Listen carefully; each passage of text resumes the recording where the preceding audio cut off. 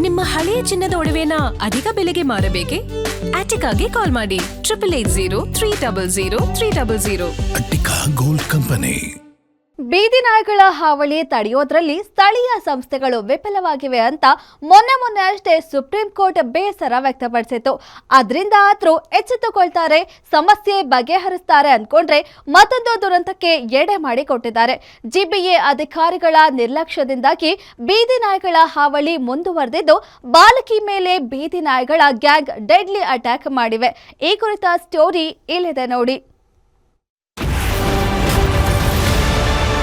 ಬೆಂಗಳೂರಲ್ಲಿ ಮಿತಿಮೀರಿದ ಬೀದಿ ನಾಯಿಗಳ ಹಾವಳಿ. ನಡೆದುಕೊಂಡು ಹೋಗುತ್ತಿದ್ದ ವಿದ್ಯಾರ್ಥಿ ಮೇಲೆ ಅಟ್ಯಾಕ್.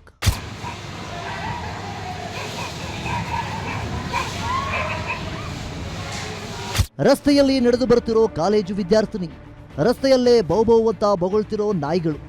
ನಾಯಿಗಳಿವೆ ಅನ್ನೋ ಆತಂಕದಲ್ಲಿ ಹೆಜ್ಜೆ ಮುಂದೆ ಆಗ್ತಿರೋ ಯುವತಿ. ನೋಡ್ತಾ ಇದ್ದಂತೆ ಏಕಾಏಕಿ ಯುವತಿಯತ್ತ ಹೆಜ್ಜೆ ಹಾಕಿದ ನಾಯೊಂದು ಆಕೆಯ ಮೇಲೇರಿ ಮೊಣಕಾಲಿಗೆ ಬಾಯಾಕಿತ್ತು.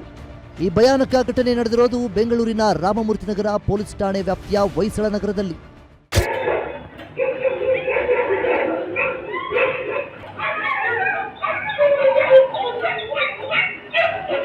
ನಿನ್ನೆ ಸಂಜೆ ರಾಮಮೂರ್ತಿ ನಗರದ ಬಳಿಯ ಹೊಯ್ಸಳ ನಗರದಲ್ಲೂ ಬೀದಿ ನಾಯಿಗಳ ಹಿಂಡು ವಿದ್ಯಾರ್ಥಿನಿ ಮೇಘನಾ ಮೇಲೆ 15ಕ್ಕೂ ಹೆಚ್ಚು ನಾಯಿಗಳು ಅಟ್ಯಾಕ್ ಮಾಡಿದೆ.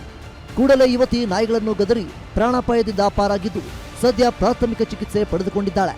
ಇನ್ನು ಹೊಯ್ಸಳ ನಗರದ 8ನೇ ಮೇನ್ 3ನೇ ಕ್ರಾಸ್ ಸುತ್ತಮುತ್ತ ಬೀದಿ ನಾಯಿಗಳ ಉಪಟಳ ಹೆಚ್ಚಾಗಿದ್ದು, ನಿವಾಸಿಗಳು ತೀವ್ರ ಆಕ್ರೋಶ ಹೊರಹಾಕಿದ್ದಾರೆ. ಸ್ಥಳೀಯರ ಒಪ್ಪಿಗೆ ಇಲ್ಲದೆ ಆಹಾರ ನೀಡುವ ಸ್ಥಳ ಗುರುತಿಸಿ ಬೋರ್ಡ್ ಅಳವಡಿಸಲಾಗಿದೆ. ಇಲ್ಲೇ ವಾಸವಿರುವ ಪ್ರಾಣಿಪ್ರಿಯರು ಅಂತ ಹೇಳಿಕೊಳ್ಳುವ ವ್ಯಕ್ತಿಯೊಬ್ಬರು ನಿತ್ಯ ನಾಯಿಗಳಿಗೆ ಆಹಾರ ನೀಡುತ್ತಿದ್ದಾರೆ. ಇದರಿಂದಾಗಿ ಬೇರೆ ಬೇರೆ ಬೀದಿಯ ನಾಯಿಗಳು ಆಹಾರಕ್ಕಾಗಿ ಇತ್ತ ಲಗ್ಗೆ ಇಡುತ್ತಿವೆ. ಬೆರಳೆಣಿಕೆ ಇದ್ದ ನಾಯಿಗಳ ಸಂಖ್ಯೆ ಈಗ 30 ದಾಟಿದ್ದು, ಮನೆಯಿಂದ ಹೊರಬರೋದೇ ಕಷ್ಟವಾಗಿದೆ ಎಂದು ಸ್ಥಳೀಯರು ಆಕ್ರೋಶ ಹೊರಹಾಕುತ್ತಿದ್ದಾರೆ. ಅಲ್ಲಿ ಎಲ್ಲ ನಾಯಿ ಸುಮ್ಮನೆ ಇದ್ವು. ಅಲ್ಲಿಂದ ಒಂದು ನಾಯಿ ಬೊಗಳ್ತಾ ಬಂತು. ಅವಾಗ ಒಂದು 15ರಿಂದ 20 ನಾಯಿ ಒಮ್ಮೆ ಅಟ್ಯಾಕ್ ಮಾಡಿದ್ವು. ಅವಾಗ ಒಂದು ನಾಯಿ ಬಂದು ಮೊಣಕಾಲ್ಗೆ ಬಾಯಿ ಹಾಕ್ತು, ಹಿಂಸರ್ದೆ. ಅವಾಗ ಮತ್ತೆ ಹಿಂಸೆ ಅಲ್ಲಿ ಅಲ್ಲಿ ಮಲ್ಕೊಂಡಿರ್ತವೆ, ಇಲ್ಲ ಇಲ್ಲಿ ಮಲ್ಕೊಂಡಿರ್ತವೆ, ಬೊಗಳ್ತವೆ. ಕೈಯಾಗ ಏನಾದ್ರೂ ಇಟ್ಕೊಂಡೇ ಹೋಗ್ಬೇಕು ಕಟ್ಗೆ. ನೋಡಿದ್ದೀನಿ. ಮೊನ್ನೆ 3 ದಿನದಿಂದ ಒಬ್ರು ಅಂಟಿಗೆ ಕಚ್ಚಿದೆ.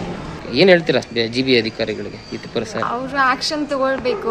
ಹೀಗೆ ಮಾಡಿದ್ರೆ ಒಂದೇ ನಾಯಿ ಕಚ್ಚಿದ ಮೇಲೆ ಒಂದೇ ನಾಯಿ ತಗೊಂಡೋದ್ರೆ ಇನ್ನು ಉಳಿದ ನಾಯಿ ಕಚ್ಚಲ್ಲ ಅಂತ ಏನ್ ಗ್ಯಾರಂಟಿ? ಸೊ ಏನಾದ್ರೂ ಪರ್ಮನೆಂಟ್ ಆಕ್ಷನ್ ತಗೊಳ್ಬೇಕು ಅವ್ರ ಸೊಲ್ಯೂಷನ್. ಇನ್ನು ಇದೇ ವಿಚಾರಕ್ಕೆ ನಾಯಿಗಳಿಗೆ ಊಟ ನೀಡುವವರು ಹಾಗೂ ಸ್ಥಳೀಯ ನಿವಾಸಿಗಳ ನಡುವೆ ದೊಡ್ಡ ಜಟಾಪಟಿ ನಡೆದು ಸ್ಥಳದಲ್ಲಿ ಭಾರಿ ಹೈಡ್ರಾಮವೇ ಸೃಷ್ಟಿಯಾಗಿತ್ತು. ಕೊನೆಗೆ ಸ್ಥಳೀಯ ಪೊಲೀಸರು ಮಧ್ಯಪ್ರವೇಶಿಸಿ ಪರಿಸ್ಥಿತಿ ತಿಳಿಗೊಳಿಸಿದರು. ಈ ಬೀದಿಯಲ್ಲಿ ಕೇವಲ 15 ನಾಯಿಗಳಷ್ಟೇ ಇರೋದು ಅಂತ ಇಲ್ಲಿರುವ ಪ್ರಾಣಿ ಪ್ರಿಯರು ವಾದಿಸಿದ್ರೆ, 30ಕ್ಕೂ ಹೆಚ್ಚು ನಾಯಿಗಳಿದ್ದು ಈಗಾಗಲೇ 15ಕ್ಕೂ ಹೆಚ್ಚು ಜನರಿಗೆ ಕಚ್ಚಿವೆ ಅನ್ನೋದು ಸ್ಥಳೀಯರ ಆಕ್ರೋಶವಾಗಿದೆ. ಇನ್ನಾದರೂ ಜಿಬಿಎ ಪಶುಪಾಲನಾ ಅಧಿಕಾರಿಗಳು ಇತ್ತ ಗಮನ ಹರಿಸಿ ಕೋರ್ಟ್ ಆದೇಶವನ್ನ ಸರಿಯಾಗಿ ಪಾಲಿಸಿದ್ರೆ ಈ ಸಮಸ್ಯೆಗೆ ಶಾಶ್ವತ ಪರಿಹಾರ ಸಿಗಲಿದೆ. S K Manjunath, crime bureau, guarantee news.